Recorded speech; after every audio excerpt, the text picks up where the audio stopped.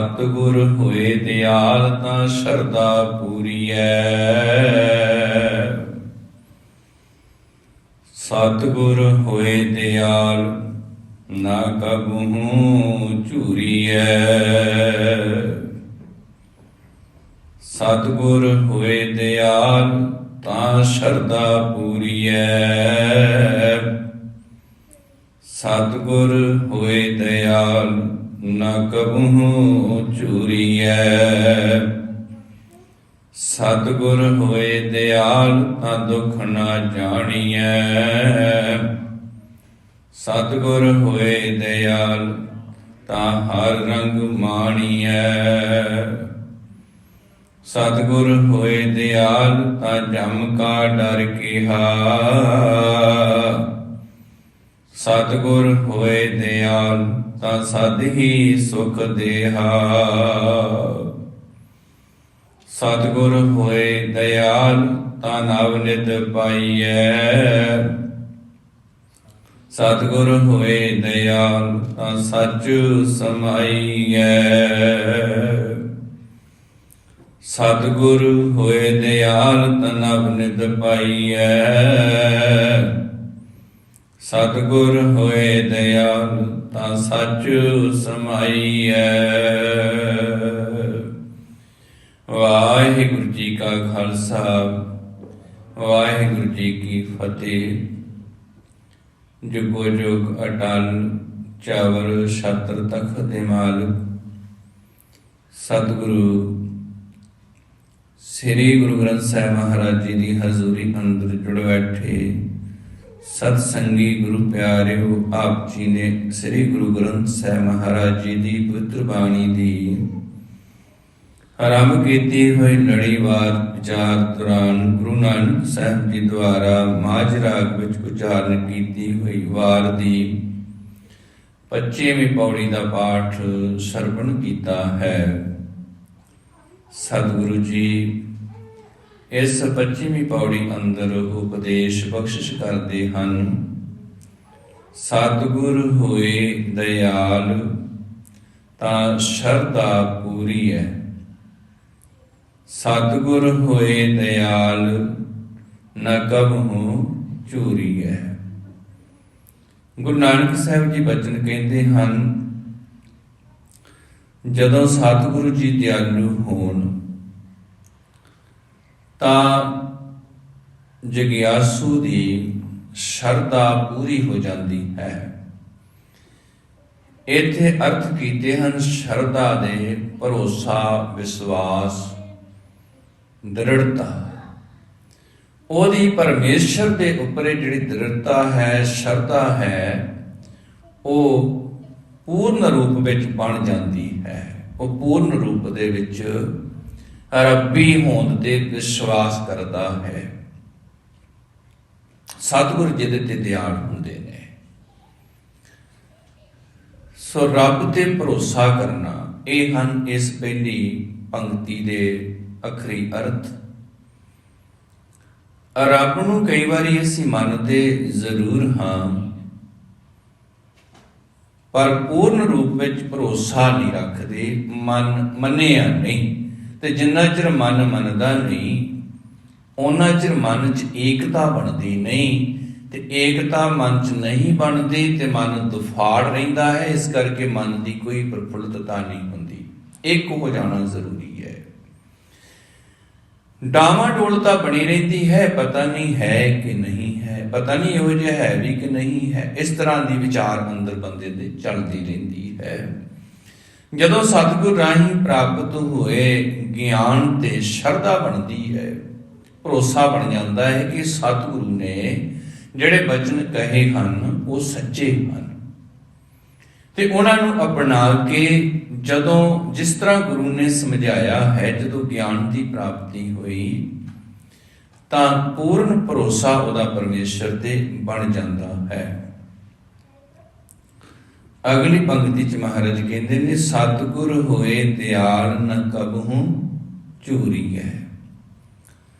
ਸਤਿਗੁਰੂ ਜੀ ਜਿਸ ਦੇ ਦਿਆਲੂ ਹੁੰਦੇ ਹਨ, ਉਹ ਕਦੇ ਵੀ ਝੂਰਦਾ ਨਹੀਂ ਹੈ।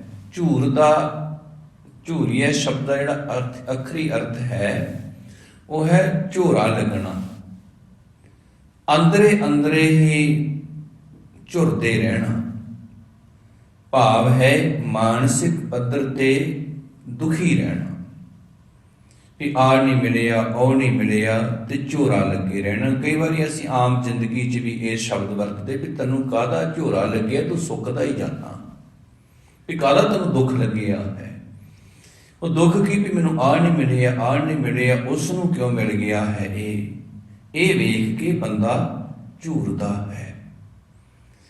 ਜਦੋਂ ਗੁਰੂ ਦੀ ਕਿਰਪਾ ਹੋਏ, ਗੁਰੂ ਦਿਆਲੂ ਹੋ ਜਾਏ, ਤੇ ਸਾਹਿਬ ਕਹਿੰਦੇ ਨੇ ਉਹ ਫਿਰ ਪ੍ਰਾਣੀ ਜਿਹੜਾ ਹੈ ਕਦੇ ਵੀ ਝੂਰਦਾ ਨਹੀਂ ਹੈ। ਜੋ ਕੁਝ ਉਹਦੇ ਕੋਲ ਹੈ ਉਹਦੇ ਵਿੱਚ ਉਹ ਤ੍ਰਿਪਤ ਰਹਿ ਕੇ ਆਨੰਦ ਮਾਣਦਾ ਹੈ, ਤੇ ਦੂਸਰਿਆਂ ਵੱਲ ਵੇਖ ਕੇ ਦੁਖੀ ਨਹੀਂ ਹੁੰਦਾ। ਬਾਬਾ ਫਰੀਦ ਜੀ ਨੇ ਸਾਨੂੰ ਸਮਝਾਇਆ ਸੁਖੀ ਰਹਿਣ ਦਾ ਤਰੀਕਾ, ਉਪਦੇਸ਼ ਦਿੱਤਾ ਉਹਨਾਂ ਨੇ।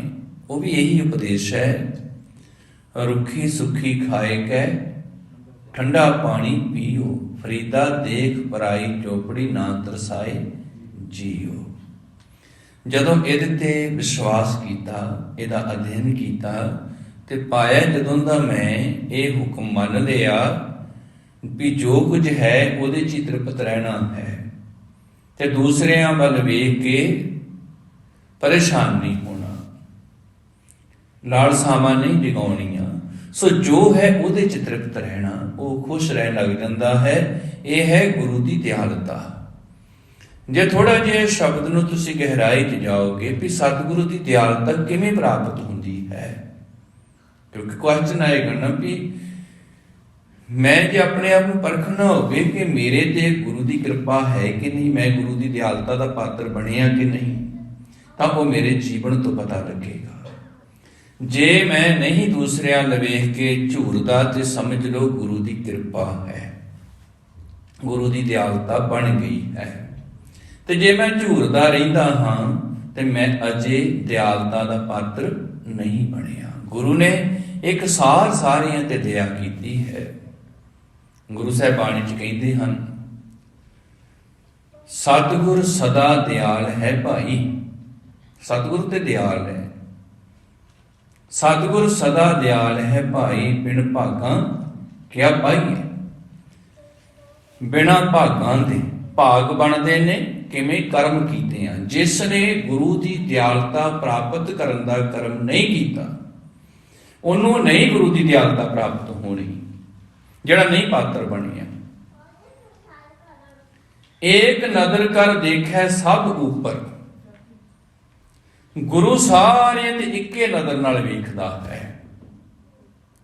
ਜਿਹਾ ਭਾਉ ਤੇਹਾ ਫਲ ਪਾਈਏ। ਹੁਣ ਜਿੱਦਾਂ ਦਾ ਕੋਈ ਪ੍ਰੇਮ ਗੁਰੂ ਨਾਲ ਕਰਦਾ ਹੈ, ਉਹ ਜਿਹਾ ਫਲ ਮਿਲਦਾ ਹੈ।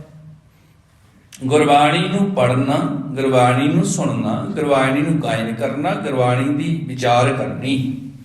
ਹੁਣ ਜਿਹੋ ਜਿਹਾ ਕਿਸੇ ਦਾ ਪਿਆਰ ਹੈ ਇਹਦੇ ਵਿੱਚ, ਉਹੋ ਜਿਹਾ ਕੁਝ ਉਹਨੂੰ ਵਿੱਚੋਂ ਪ੍ਰਾਪਤ ਹੋ ਜਾਣਾ ਹੈ। ਕਈ ਸੁਣ ਕੇ, ਗਾ ਕੇ, ਵਿਚਾਰ ਕੇ, ਪੜ੍ਹ ਕੇ ਵੀ ਸਖਣੇ ਰਹਿ ਜਾਂਦੇ ਹਨ, ਕਿਉਂਕਿ ਉਹਨਾਂ ਨੇ ਕੁਝ ਪ੍ਰਾਪਤ ਵਿੱਚੋਂ ਕੀਤਾ ਹੀ ਨਹੀਂ, ਲਿਆ ਹੀ ਨਹੀਂ ਕੁਝ ਵੀ। ਉਹਨਾਂ ਨੇ ਉਹਨੂੰ ਕਰਮ 'ਚ ਤਬਦੀਲ ਨਹੀਂ ਕੀਤਾ, ਇਹ ਕਰਕੇ ਉਹ ਸਖਣੇ ਰਹਿ ਜਾਂਦੇ ਨੇ। ਇਤਿਹਾਸ ਗਵਾਹ ਹੈ, ਬਾਣੀ ਵਿੱਚ ਬਹੁਤ ਸਾਰੀਆਂ ਪੰਕਤੀਆਂ ਇਸ ਪੱਖ ਦੀਆਂ ਹਨ। ਕਬੀਰ ਬਾਂਸ ਬੁਢਾਈ ਬੁਢਿਆ, ਇਉ ਮਤ ਡੂਬੋ ਕੋਏ, ਚੰਦਨ ਕੇ ਨਿਕਟੇ ਵਸੇ, ਬਾਂਸ ਸੁਗੰਧ ਨਾ ਹੋਏ। ਕਬੀਰ ਚੰਦਨ ਕਾ ਬਿਰਬਾ ਭਲਾ, ਬੇੜੀ ਉਠਾਕ ਪਲਾਸ, ਹੋਏ ਵੀ ਚੰਦਨ ਹੋਏ ਰਹੇ, ਬਸੇ ਜੋ ਚੰਦਨ ਪਾਸ। ਆਖਦੇ ਭਗਤ ਕਬੀਰ ਜੀ ਵੀ ਚੰਦਨ ਦਾ ਬੂਟਾ ਬਹੁਤ ਚੰਗਾ ਹੈ, ਉਹਦੇ ਲਾਗੇ ਸ਼ਿਸ਼ਰੇ ਦੇ ਵੀ ਰੁੱਖ ਨੇ। ਉਹਨਾਂ ਨੇ ਸੰਗਤ ਪ੍ਰਾਪਤ ਕੀਤੀ, ਉਹਨਾਂ ਚੋਂ ਮੀਂਹ ਚੰਦਨ ਦੀ ਸੁਗੰਧ ਹੀ ਆਉਣ ਲੱਗ ਗਈ। ਪਰ ਜਿਹੜਾ ਬਾਂਸ ਹੈ ਕਹਿੰਦੇ ਉਹਦੇ 'ਚ ਚੰਦਨ ਦੇ ਨੇੜੇ ਰਹਿ ਕੇ ਵੀ ਉਹ ਸੁਗੰਧਿਤ ਨਹੀਂ ਹੁੰਦਾ। ਕਹਿੰਦੇ ਉਸ ਤਰੀਕੇ ਨਾਲ ਤੁਸੀਂ ਮਤ ਡੁੱਬੇ ਰਹੋ ਆਪਣੇ ਹੀ ਹੰਕਾਰ ਵਿੱਚ, ਤੇ ਕਹਿੰਦੇ ਤੁਸੀਂ ਵੀ ਸਖਣੇ ਰਹਿ ਜਾਓਗੇ, ਗੁਰੂ ਦਾ ਗਿਆਨ, ਗੁਰੂ ਦੀ ਦਿਆਲਤਾ ਦੇ ਪਾਤਰ ਨਹੀਂ ਬਣ ਪਾਓਗੇ। ਉਹ ਗਿਆਨ ਜੋ ਗੁਰੂ ਨੇ ਦਿੱਤਾ ਹੈ, ਉਹ ਜੀਵਨ ਮੁਕਤ ਦਾ ਸੰਕਲਪ, ਜੀਵਨ ਮੁਕਤ ਦਾ ਗਿਆਨ, ਉਹਦੇ ਤੋਂ ਸਖਣੇ ਰਹਿ ਜਾਓਗੇ, ਬੰਧਨਾਂ 'ਚ ਪਏ ਰਹੋਗੇ ਜੇ ਗੁਰੂ ਦੀ ਸੁਗੰਧ ਨਾ ਮਾਣੀ, ਗਿਆਨ ਪ੍ਰਾਪਤ ਨਾ ਕੀਤਾ, ਨਾ ਗੁਰੂ ਦੀ ਗੱਲ ਮੰਨੀ। ਕਿਉਂਕਿ ਮੰਨਣ ਨਾਲ ਹੀ ਸਾਰਾ ਕੁਝ ਚੇਂਜ ਹੁੰਦਾ ਹੈ। ਸੋ ਗੁਰੂ ਸਾਹਿਬ ਜੀ ਬਚਨ ਕਹਿੰਦੇ ਹਨ, ਸਤਿਗੁਰ ਹੋਏ ਦਿਆਲ ਨ ਕਬਹੂ ਝੂਰੀਐ। ਉਹ ਕਦੇ ਝੂਰਦਾ ਨਹੀਂ। ਸਤਿਗੁਰ ਹੋਏ ਦਿਆਲ ਤਾਂ ਦੁੱਖ ਨਾ ਜਾਣੀਐ। ਸਤਿਗੁਰ ਜੀ ਜਿਸ ਤੇ ਦਿਆਲੂ ਹੁੰਦੇ ਹਨ, ਉਹ ਦੁੱਖ ਨੂੰ ਦੁੱਖ ਨਹੀਂ ਜਾਣਦਾ ਹੈ, ਕਿਉਂਕਿ ਉਹਨੂੰ ਸੋਝੀ ਪ੍ਰਾਪਤ ਹੋ ਗਈ ਹੈ। ਦੁੱਖ ਨਾਹੀਂ ਸਭ ਸੁਖ ਹੀ ਹੈ ਰੇ, ਜੋ ਨਰ ਦੁੱਖ ਮੈਂ ਦੁੱਖ ਨਹੀਂ ਮੰਨੈ। ਇਹ ਪੋਜ਼ਿਟਿਵ ਥਿੰਕਿੰਗ ਹੈ ਤੇ ਸਹੀ ਦੁੱਖ, ਪਰ ਉਹਨੂੰ ਦੁੱਖ ਮੰਨਦੇ ਨਹੀਂ ਹਨ। ਅੱਗੇ ਸਾਹਿਬ ਕਹਿੰਦੇ ਹਨ, ਸਤਿਗੁਰ ਹੋਏ ਦਿਆਲ ਤਾਂ ਹਰ ਰੰਗ ਮਾਣੀਐ। ਜਿਸ ਤੇ ਸਤਿਗੁਰੂ ਜੀ ਦਿਆਲੂ ਹੁੰਦੇ ਹਨ, ਪਾਤਸ਼ਾਹ ਕਹਿੰਦੇ ਤਾਂ ਤਦੋਂ ਉਹ ਹਰੀ ਦਾ ਆਨੰਦ ਮਾਣਦੇ ਹਨ। ਹਰ ਰੰਗ ਹਰੀ ਦਾ ਆਨੰਦ, ਹਰੀ ਦਾ ਪਿਆਰ ਮਾਣਦੇ ਨੇ। ਸਤਿਗੁਰੂ ਹੋਏ ਦਿਆਲ ਤਾਂ ਜਮ ਕਾ ਡਰ ਕੀਹਾ। ਪਾਤਸ਼ਾਹ ਕਹਿੰਦੇ ਜਿਸ ਤੇ ਸਤਿਗੁਰੂ ਜੀ ਦਿਆਲੂ ਹੁੰਦੇ ਹਨ, ਤਾਂ ਉਸ ਨੂੰ ਮੌਤ ਦਾ ਡਰ ਨਹੀਂ ਰਹਿੰਦਾ। ਸਤਿਗੁਰ ਹੋਏ ਦਿਆਲ ਤਾਂ ਸਦ ਹੀ ਸੁਖ ਦੇਹਾ। ਜਿਸ ਤੇ ਸਤਿਗੁਰੂ ਜੀ ਦਿਆਲੂ ਹੁੰਦੇ ਹਨ, ਤਦੋਂ ਉਸ ਨੂੰ ਤਾਂ ਸਦ ਹੀ ਸੁਖ ਦੇਹਾ, ਉਹ ਸਦਾ ਹੀ ਸੁਖ ਮਾਣਦੇ ਹਨ। ਸਤਿਗੁਰ ਹੋਏ ਦਿਆਲ ਤਾਂ ਨਵ ਨਿਤ ਪਾਈਐ। ਜਿਸ ਤੇ ਸਤਿਗੁਰੂ ਜੀ ਦਿਆਲੂ ਹੁੰਦੇ ਹਨ, ਤਦੋਂ ਉਹ ਮਾਨੋ ਨੌ ਹੀ ਖਜ਼ਾਨੇ ਪ੍ਰਾਪਤ ਕਰ ਲੈਂਦਾ ਹੈ। ਸਤਿਗੁਰ ਹੋਏ ਦਿਆਲ ਤਾਂ ਸੱਚ ਸਮਾਈਐ। ਜਿਸ ਤੇ ਸਤਿਗੁਰੂ ਜੀ ਦਿਆਲੂ ਹੁੰਦੇ ਹਨ, ਉਹ ਸੱਚ ਵਿੱਚ ਸਮਾਏ ਰਹਿੰਦੇ ਹਨ। ਸੱਚ ਸਮਾਈਐ, ਸੱਚ ਦੇ ਚੱਚੇ ਨੂੰ ਸਿਹਾਰੀ, ਜਿਹਦਾ ਅਰਥ ਹੈ ਸੱਚ ਵਿੱਚ। ਸਮਾਈਐ, ਸਮਾਏ ਰਹਿੰਦੇ ਹਨ। ਉਹਨਾਂ ਦਾ ਮਨ, ਉਹਨਾਂ ਦੀ ਸੁਰਤ, ਉਹਨਾਂ ਦੀ ਚੇਤਨਾ ਜਿਹੜੀ ਹੈ, ਉਹ ਸੱਚ ਵਿੱਚ ਹੀ ਸਮਾਈ ਰਹਿੰਦੀ ਹੈ। ਸੱਚ ਨਾਲ ਉਹ ਜੁੜੇ ਰਹਿੰਦੇ ਹਨ। ਉਹਨਾਂ ਦਾ ਮਨ ਸੱਚ ਤੋਂ ਭਟਕ ਕੇ ਕੱਚੇ ਪਾਸੇ ਜਿਹੜਾ ਹੈ ਕਦੇ ਵੀ ਜਾਂਦਾ ਨਹੀਂ ਹੈ। ਉਹ ਕੇਵਲ ਤੇ ਕੇਵਲ ਇੱਕ ਤੇ ਟੇਕ ਰੱਖ ਕੇ ਆਪ ਵੀ ਇੱਕ ਹੋ ਕੇ ਜ਼ਿੰਦਗੀ ਜਿਉਂਦੇ ਹਨ। ਕਿਉਂਕਿ ਗੁਰੂ ਨੇ ਸਮਝਾਇਆ ਹੈ ਕਿ ਮਨ ਸਾਚਾ ਮੁਖ ਸਾਚਾ, ਸੋਏ ਅਵਰ ਨ ਪੇਖੈ ਏਕ ਸਵਿਣ ਕੋਏ। ਨਾਨਕ ਇਹ ਲੱਛਣ ਬ੍ਰਹਮ ਗਿਆਨੀ ਹੋਏ। ਦਿਲੋਂ ਮੁਹੱਬਤ ਜਿਨ ਸਈ ਸੱਚੇ ਹੈ, ਜਿਨ ਮਨ ਹੋਰ ਮੁਖ ਹੋਰ ਸੇ ਕਾਢੇ ਕੱਚੇ ਆ। ਰੱਤੇ ਇਸ਼ਕ ਖੁਦਾਏ ਰੰਗ ਦੀਦਾਰ ਕੇ, ਵਿਸਰਿਆ ਜਿਨਾ ਨਾਮ ਤੇ ਪੋਏ ਭਾਰਤੀਏ। ਇਹ ਗੱਲ ਪੱਕੀ ਹੈ ਕਿ ਸੁੱਖ ਦੁੱਖ ਦਾ ਸੰਬੰਧ ਮਨ ਨਾਲ ਹੈ। ਜੇ ਮਨ 'ਚ ਦੁਬਿਧਾ ਹੋਏਗੀ ਤੇ ਮਨ ਕਦੇ ਸੁਖੀ ਨਹੀਂ ਹੋ ਸਕਦਾ। ਜੇ ਮਨ 'ਚ ਦੁਬਿਧਾ ਖਤਮ ਹੋ ਜਾਏ ਤੇ ਮਨ ਹਮੇਸ਼ਾ ਹੀ ਸੁਖੀ ਰਹਿੰਦਾ ਹੈ। ਉਹਦਾ ਇੱਕ ਹੋਣਾ ਜ਼ਰੂਰੀ ਹੈ। ਜੋ ਅੰਦਰ ਹੈ ਸੋਈ ਬਾਹਰ ਹੋਵੇ, ਜੋ ਬਾਹਰ ਹੈ ਸੋਈ ਅੰਦਰ ਹੋਵੇ। ਜੇ ਦੋਹਾਂ ਵਿੱਚ ਕਿਤੇ ਵੀ ਦੁਬਿਧਾ ਹੈ, ਤਾਂ ਜਿੰਨੀ ਦੁਬਿਧਾ ਹੈ ਓਨਾ ਬੰਦਾ ਪਰੇਸ਼ਾਨ ਤੇ ਦੁਖੀ ਮਾਨਸਿਕ ਤਲ ਤੇ ਹੁੰਦਾ ਰਹਿੰਦਾ ਹੈ। ਲਗਾਤਾਰ ਉਹ ਇਹਦੇ ਵਿੱਚ ਹੀ ਪਿਆ ਰਹਿੰਦਾ ਹੈ ਤੇ ਸਤਿਗੁਰ ਦੀ ਦਿਆਲਤਾ ਤੋਂ ਸਖਣਾ ਰਹਿ ਜਾਂਦਾ ਹੈ।